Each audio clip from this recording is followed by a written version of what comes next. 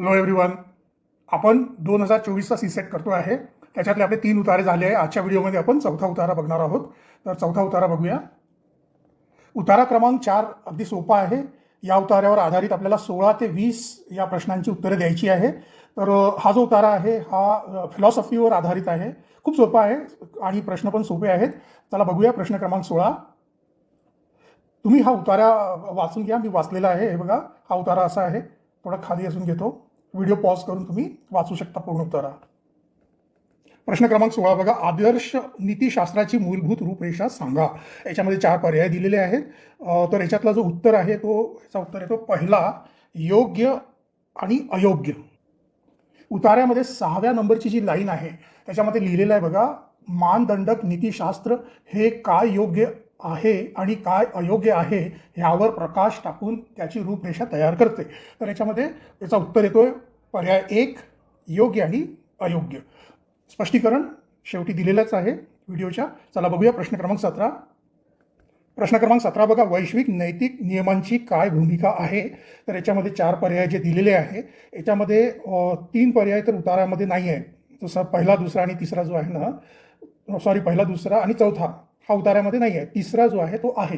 तर तुम्ही बघा 13 नंबरची लाईन आहे उतार्यामधील. 13 नंबरची जी लाईन आहे त्याच्यामध्ये इमॅन्युअल कांत ह्या तत्त्वज्ञांचा नैतिक कृती ह्या वैश्विक नैतिक नियमांचे अनुपालन करतात, यावर विश्वास होता. जसे की खोटे बोलू नका, चोरी करू नका, फसवू नका. ठीक आहे. तर या फसवू नका याच्यामध्ये आलेला आहे उतार्यामध्ये. तर याचा उत्तर येतोय प्रश्न क्रमांक 17चा उत्तर आहे पर्याय क्रमांक 3, फसवू नका. स्पष्टीकरण दिलेलं आहे, बघून घ्याल. चला प्रश्न क्रमांक 18.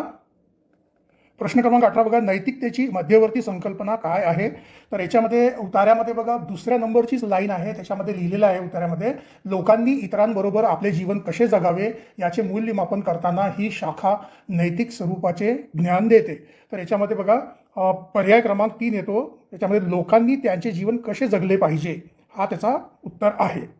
प्रश्न क्रमांक 18चा उत्तर आहे पर्याय क्रमांक 3, लोकांनी त्यांचे जीवन कसे जगले पाहिजे. चला बघूया प्रश्न क्रमांक 19.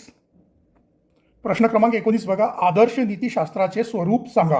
तर उतार्यामध्ये बघा 5व्या क्रमांकाची जी लाईन आहे त्याच्यामध्ये लिहिलेलं आहे बघा, मानदंडक नीतिशास्त्र ही नैतिक तत्त्वज्ञानाची दुसरी शाखा आहे.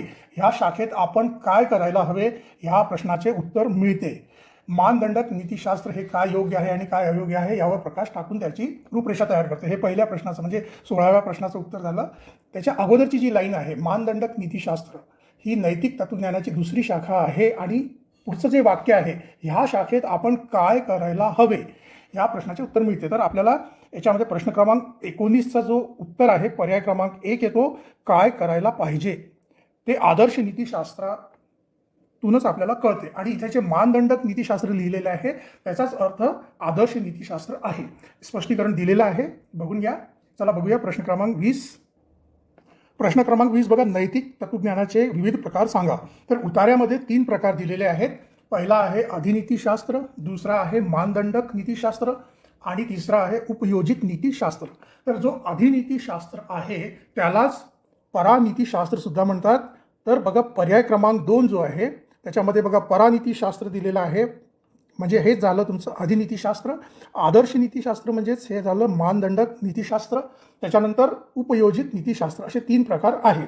तर हे उपयोजितचं नाव तर उतार्यामध्ये आहे तसंच लिहिलेलं आहे, पण आदर्श नीतिशास्त्र जे आहे ते मानदंडक नीतिशास्त्र त्याचं नाव लिहिलेलं आहे आणि परानीतिशास्त्र जे आहे त्याचं नाव आहे अधिनीतिशास्त्र. तर याचा उत्तर येतो पर्याय क्रमांक 2.